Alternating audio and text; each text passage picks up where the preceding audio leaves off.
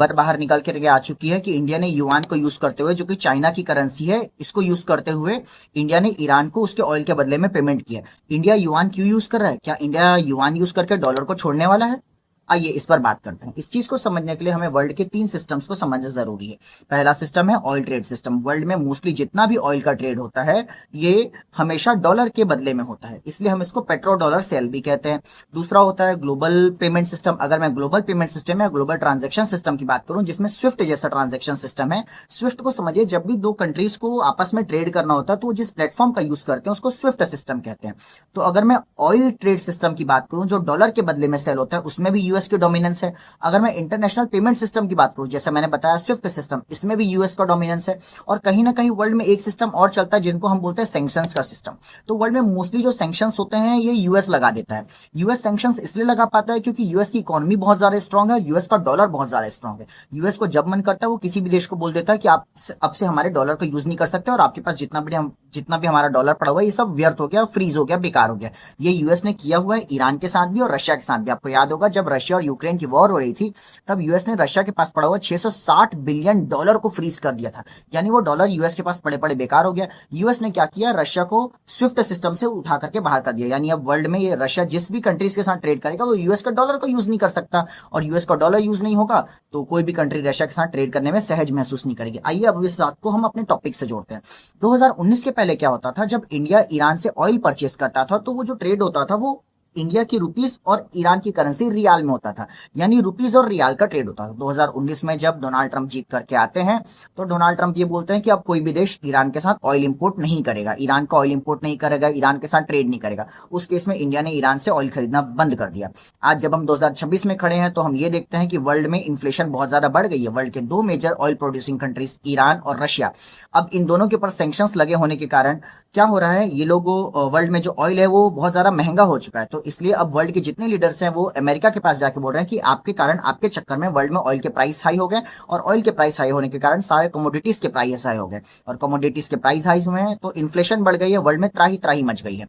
तो अब अमेरिका ने इसका उपाय क्या निकाला कि वो ईरान और रशिया के साथ लड़ते हुए भी अमेरिका ने ये बोला है कि हम ईरान और रशिया को ऑयल वेवर सब दे रहे हैं। यानी अब कोई भी देश चाहे तो इन दोनों कंट्रीज से ऑयल खरीद सकता है। तो जब कोई भी देश इनसे ऑयल खरीद सकता है दैट मींस इंडिया भी इनसे ऑयल खरीद सकता था, और इंडिया इसके बदले में उनको डॉलर में पेमेंट कर सकता था। पर इंडिया ने युआन में पेमेंट करना क्यों चुना? युआन में पेमेंट करने के मोटे मोटे बहुत सारे रीजन हो सकते हैं, पर हम 2 रीजन की बात करते हैं। पहला तो ईरान खुद चाहता है कि पेमेंट जो हो वो युआन पर हो। ईरान ऐसा इसलिए चाहता है क्योंकि ईरान बहुत सारा ट्रांजेक्शन करता है चाइना के साथ, और उसके बदले में चाइना को उसको उसकी करेंसी युआन पेमेंट करनी पड़ती है। अगर ईरान को युआन कहीं से मिलना चालू हो जाएगा तो वो युआन को इजिली यूज कर सकता है चाइना को पेमेंट करने के लिए। पेमेंट करने से इंडिया को भी फायदा है और ईरान को भी फायदा है। पहला फायदा तो यह है कि ईरान खुद चाहता है कि इंडिया जो पेमेंट करे उसके ऑयल की वो युआन में करे। क्यों? क्योंकि ईरान अब बहुत ज्यादा हैवी डिपेंड हो चुका है चाइना पर। ईरान को जितनी भी कमोडिटीज चाहिए होता है उसका जो मेजर पार्ट होता है, मेजर चंक होता है, ये चाइना से आता है, और उसके बदले ईरान को जो चाइना को पेमेंट करनी होती है वो युआन के बदले करता है। ईरान के पास युआन आए ये ईरान चाहता है, इसलिए ईरान चाहता है कि इंडिया जब उनसे ऑयल परचेस करे तो युआन में पेमेंट करे, ताकि उनके पास जब युआन आ जाएगा तो वो उसी युआन के थ्रू चाइना के साथ ट्रेड कर पाएंगे। पहला रीजन ये हो गया। दूसरा, चाइना खुद चाहता है कि इंडिया जो पेमेंट करे ईरान को ऑयल के बदले वो युआन में करे, क्योंकि चाइना ये इससे वर्ल्ड को बताना चाहता है कि हम जो पेट्रोल है, हम जो क्रूड ऑयल है, इसको हम युआन के थ्रू भी बेच सकते हैं। इससे क्या होगा, ये जो आज तक पेट्रो डॉलर का कॉन्सेप्ट था ये पेट्रो युआन के कॉन्सेप्ट में कन्वर्ट हो जाएगा। और जिस दिन पेट्रो युआन का कॉन्सेप्ट आ गया, yuan as an emerging reserve currency के रूप में वर्ल्ड में जानी जाएगी।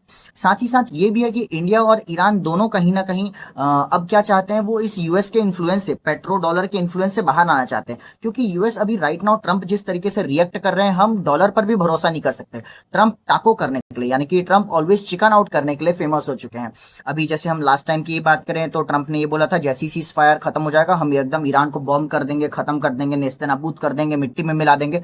पर होता क्या, जैसे ही सीज फायर खत्म होता है ट्रंप आकर के बोलते हैं कि अब हम सीज फायर को एकदम अनलिमिटेड टाइम तक बढ़ाने के लिए रेडी हो चुके हैं। यानी कि हम ट्रंप पर भरोसा नहीं कर सकते। अगर हम ट्रंप पर भरोसा करके ईरान के साथ वापस अगेन डॉलर पर ट्रेड करने लगे तो कहते हैं कि जो सीज फायर है वो अनलिमिटेड टाइम के लिए बढ़ा दिया गया है। तो अब हम कहीं ना कहीं ट्रंप पर भरोसा करने के लिए रेडी नहीं है। साथ ही साथ हम यूएस का इंटरफेरेंस भी नहीं चाहते हैं अपने ट्रेड पर बहुत ज्यादा। और साथ ही साथ हमें क्या है, डी डॉलराइजेशन की ओर भी सोचना चाहिए। हमें अल्टरनेट्स खोजने चाहिए डॉलर के, क्योंकि हमने जो सीखा है, चाहे वो रशिया वॉर से हो, चाहे ईरान वॉर से सो यूएस का दोस्त बनना ज्यादा खतरनाक है यूएस के दुश्मन बनने के मुकाबले। तो इस तरीके की खबरों के लिए आप मेरे साथ बने रहिए, हम आगे और आपसे मिलते रहेंगे।